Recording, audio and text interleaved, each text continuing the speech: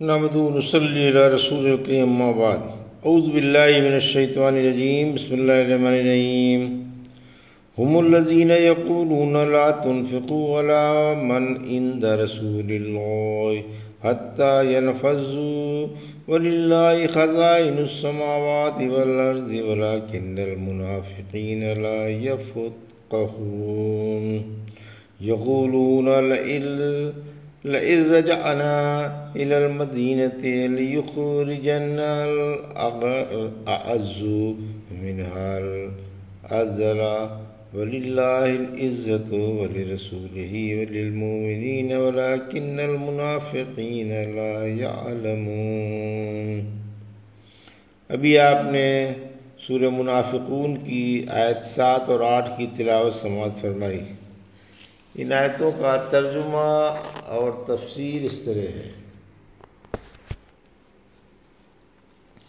یہی تو ہیں جو کہتے ہیں کہ جو اللہ کے رسول کے ساتھ ہیں ان پر خرچ نہ کرو تاکہ وہ چلے جائیں، حالانکہ آسمان و زمین کے خزانے اللہ ہی کے ہیں، لیکن منافق سمجھتے نہیں۔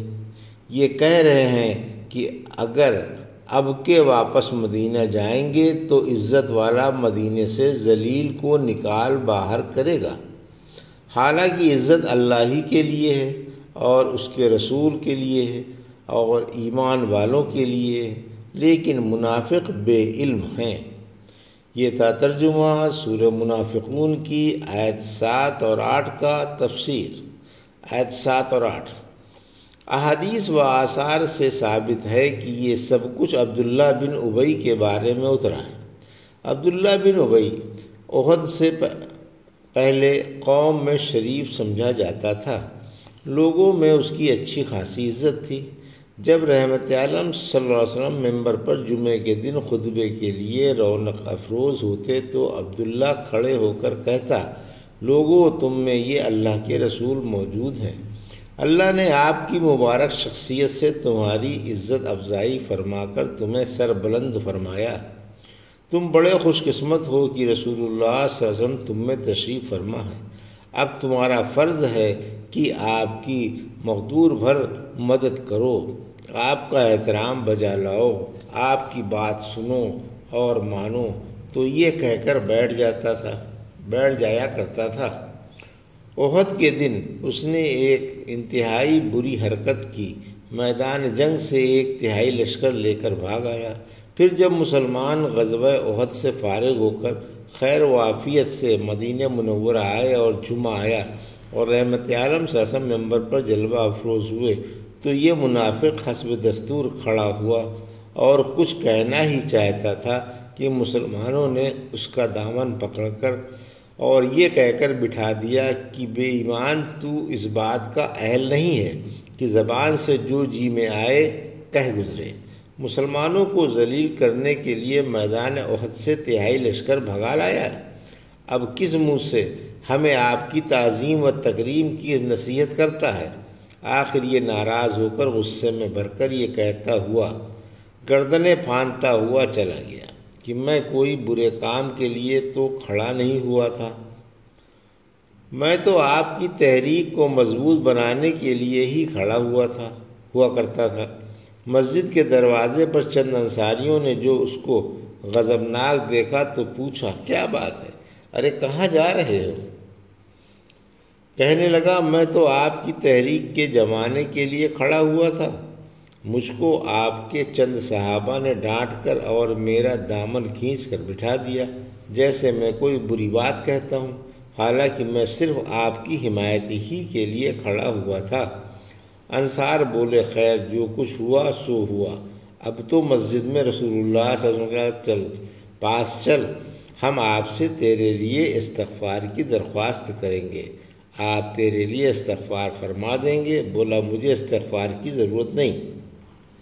زید بن ارقم کہتے ہیں، میں کسی جنگ میں اپنے چچا کے ساتھ روانہ ہوا، میں نے ابن ابی کو سنا کہ وہ اپنے ساتھیوں سے کہہ رہا ہے کہ اللہ کے رسول کے ساتھ جو لوگ ہیں ان کا خرچ نہ اٹھاؤ، اگر ہم اب کے مدینے جائیں گے تو مدینے کے معززین مدینے سے ذلیلوں کو نکال دیں گے۔ میں نے یہ بات اپنے چچا جان سے کہہ دی، انہوں نے رسول اللہ صلی اللہ علیہ وسلم سے جا کہی۔ آپ نے مجھے بلا کر پوچھا تو میں نے پوری بات بتا دی۔ پھر آپ نے ابن ابی اور اس کے ساتھیوں کو بلا کر پوچھا، لیکن وہ جھوٹی قسمیں کھا گئے کہ انہوں نے کچھ بھی نہیں کہا۔ آپ نے مجھے جھٹلایا اور ابن ابی کی تصدیق فرمائی۔ اس سے مجھے اتنا رنج ہوا کہ بیان سے باہر ہے، اور ندامت سے گھر میں بیٹھ گیا۔ چچا جان نے کہا، کیا تو نے یہی چاہا تھا کہ آپ تجھے جھٹلائیں اور ناراض ہوں؟ پھر اللہ نے یہ صورت اتاری۔ آپ نے مجھے بلا کر یہ صورت میرے سامنے پڑھ کر فرمایا، اللہ نے تیری صداقت بیان فرما دی۔ زید بن ارقم فرماتے ہیں، ہم رسول اللہ صلی اللہ علیہ وسلم کے ساتھ ایک سفر میں نکلے، لوگوں کی تنگ حالت ہوئی۔ اس وقت ابن ابی نے اپنے ساتھیوں سے کہا کہ رسول اللہ صلی اللہ علیہ وسلم کے ساتھیوں پر خرچ نہ کرو تاکہ وہ چلے جائیں، اور بولا، اگر ہم مدینے لوٹ کر جائیں گے تو معززین شہر شہر سے ذلیلوں کو نکال دیں گے۔ میں نے نبی کریم صلی اللہ علیہ وسلم کو خبر دی۔ آپ نے ابن ابی کو بلا کر پوچھا تو مکر گیا اور جھوٹی قسم بھی کھا لی۔ لوگوں نے بھی یہی کہا کہ زید جھوٹا ہے۔ مجھے بڑا صدمہ ہوا۔ آخر اللہ نے میری تصدیق میں یہ صورت اتاری۔ منافقوں کو ٹیک لگائی ہوئی لکڑیاں اس وجہ سے کہا کہ یہ خوبصورت تھے۔ زید بن ارقم رسول اللہ صلی اللہ علیہ وسلم کے ساتھ کسی جنگ پر روانہ ہوئے۔ ہمارے ساتھ دیہاتی بھی تھے۔ یہ لوگ پہلے پانی پر پہنچنا چاہتے تھے، ہمیں بھی پانی پر پہنچنے کی جلدی تھی۔ سب سے پہلے ایک دیہاتی نے حوض پر پہنچ کر اسے بھر لیا اور اس کے چاروں طرف پتھر رکھ کر اپنا چمڑا پھیلا لیا اور ساتھیوں کے انتظار میں بیٹھ گیا۔ ایک انصاری نے دیہاتی کے پاس آ کر حوض سے اپنے اونٹ کو پانی پلانا چاہا۔ دیہاتی نے روکا بھی، مگر انصاری رکا نہیں اور اس نے حوض سے پتھر ہٹا دیے۔ آخر پانی گہرا ہو گیا۔ اس پر دیہاتی نے لٹھ مار کر انصاری کا سر زخمی کر دیا۔ انصاری نے ابن ابی سے واقعہ بیان کیا۔ یہ اس کے ماننے والوں میں سے تھا۔ وہ تیش کھا کر بولا کہ جو رسول اللہ صلی اللہ علیہ وسلم کے پاس ہیں ان پر خرچ نہ کرو تاکہ یہ دیہاتی منتشر ہو جائیں۔ یہ دیہاتی کھانے کے وقت رسول اللہ صلی اللہ علیہ وسلم کے پاس حاضر ہوا کرتے تھے۔ ابن ابی نے کہا، جب یہ لوگ محمد صلی اللہ علیہ وسلم کے پاس سے ہٹ جایا کریں تب ان کے پاس کھانا لایا کرو تاکہ آپ اور آپ کے صحابہ کھا لیں۔ پھر اپنے معتقدوں سے کہنے لگا، اگر اب کے ہم مدینے جائیں گے تو معززین شہری ان ذلیلوں کو مدینے سے نکال باہر کریں گے۔ میں رسول اللہ صلی اللہ علیہ وسلم کا ردیف تھا۔ میں نے ابن ابی کی ساری باتیں اپنے کانوں سے سنی اور اپنے چچا جان سے بیان کر دیں۔ انہوں نے آپ کو جا خبر کی۔ آپ نے اسے بلا کر پوچھا تو اس نے لا علمی ظاہر کی اور قسم کھا لی۔ آپ نے اس کی تصدیق کی اور میری تکذیب کی۔ چچا جان مجھ پر بولے کہ تو نے یہ کیا حرکت کی؟ آپ ناراض بھی ہو گئے اور سب نے مجھے جھوٹا سمجھا۔ پھر تو مجھ پر غم کا پہاڑ ٹوٹ پڑا۔ میں آپ کے ساتھ اداس و چپ چاپ چل رہا تھا اور غم کے مارے سر جھکائے ہوئے تھا۔ اتنے میں اللہ کے رسول صلی اللہ علیہ وسلم نے میرا کان پکڑا۔ میں نے سر اٹھایا تو آپ مسکرا رہے تھے۔ پھر تو میں خوشی کے مارے اچھل پڑا۔ اگر مجھے دنیا میں دائمی زندگی بھی مل جاتی تو اس قدر خوشی نصیب نہ ہوتی جو آج ہوئی۔ پھر ابو بکر رضی اللہ عنہ مجھ سے ملے اور پوچھا کہ آپ نے تم سے کیا کہا؟ میں نے کہا کہ کچھ بھی نہیں، بس میرا کان پکڑا تھا اور مسکرائے تھے۔ بولے خوش ہو جاؤ۔ پھر عمر رضی اللہ عنہ ملے۔ میں نے ان سے بھی یہی کہا جو ابو بکر رضی اللہ عنہ سے کہا تھا۔ جب صبح ہوئی تو آپ نے ہمیں سورہ منافقون پڑھ کر سنائی۔ جابر بن عبداللہ تعالیٰ کہتے ہیں، ہم رسول اللہ صلی اللہ علیہ وسلم کے ساتھ ایک جنگ میں تھے۔ جنگ ختم ہو جانے کے بعد ایک مہاجر نے ایک انصار کے لات ماری، اس پر بات بڑھ گئی اور دونوں نے اپنی اپنی جماعت کو مدد کے لیے بلایا۔ آپ نے فرمایا، پھر وہی جاہلیت کی بات کر رہے ہو، چھوڑو قریت کرنے سے بدبو پھیلے گی۔ ابن ابی بولا، کیا واقعی مہاجر نے یہ جرات کی ہے؟ اللہ کی قسم، اگر ہم مدینے واپس جائیں گے تو وہاں کے معززین ان ذلیلوں کو نکال باہر کر دیں گے۔ بقول جابر، جب آپ مدینہ منورہ تشریف لائے تو انصار کی کثرت تھی، پھر مہاجروں کی کثرت ہو گئی۔ عمر تعالیٰ بولے، مجھے اس منافق کی گردن اڑانے دیجیے۔ فرمایا، جانے دو، کہیں لوگوں میں یہ چرچا نہ ہو جائے کہ محمد صلی اللہ علیہ وسلم اپنے صحابہ کو مار ڈالتے ہیں۔ جب عبداللہ کو اپنے باپ ابن ابی کی یہ حرکتیں معلوم ہوئیں تو رسول اللہ صلی اللہ علیہ وسلم سے کہنے لگے کہ مجھے خبر ملی ہے آپ ابن ابی کو قتل کرنا چاہتے ہیں۔ اگر آپ کا ایسا ارادہ ہے تو آپ مجھے حکم فرمائیں، میں اس کا سر آپ کے پاس لے آؤں گا۔ اللہ کی قسم، خزرج کو خوب معلوم ہے کہ ان میں کوئی بیٹا اپنے باپ کا فرما بردار نہیں جتنا میں ہوں۔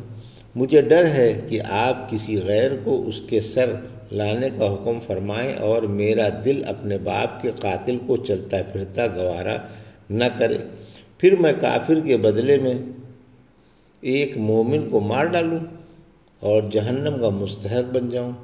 آپ نے فرمایا، نہیں، بلکہ ہم تو اس کے ساتھ اور نرمی سے پیش آئیں گے، اور جب تک وہ ہمارے ساتھ ہے ہم اس کے ساتھ حسن سلوک کریں گے۔